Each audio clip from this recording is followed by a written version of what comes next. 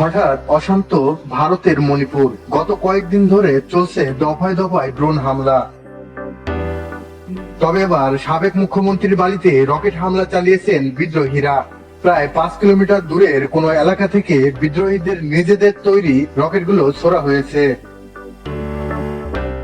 ভারতের উত্তর পূর্বাঞ্চলীয় মণিপুর রাজ্যের বিষ্ণুপুর জেলায় রাজ্যের প্রথম মুখ্যমন্ত্রীর বাড়িসহ দুটি স্থানে গতকাল রকেট হামলা চালিয়েছেন বিদ্রোহীরা।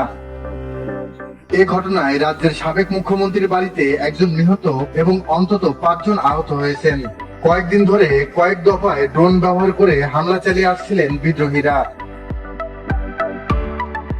এর মধ্যে গতকাল প্রথম রকেট হামলা চালানো হলো।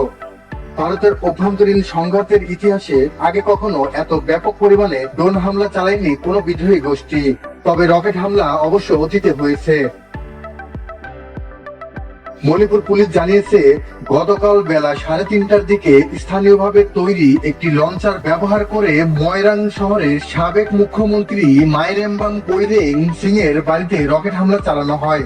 রকেটটি সাবেক মুখ্যমন্ত্রীর বাড়ির সীমানায় আঘাত হানে। এর আগে গতকাল ভোরে বিষ্ণুপুর জেলার ত্রংলাউবি গ্রামে আরো রকেট হামলা চালানো হয়। অবশ্য সেখানে হতাহতের কোনো ঘটনা ঘটেনি।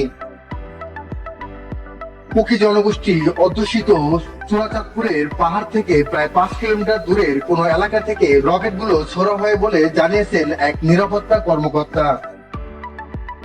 ওই কর্মকর্তা স্থানীয় গণমাধ্যমকে বলেন, এই প্রথম আমরা মণিপুরে বিদ্রোহীদের নিজেদের তৈরি রকেট হামলা চালাতে দেখলাম। রকেটগুলো মোটামুটি 4 ফুট লম্বা।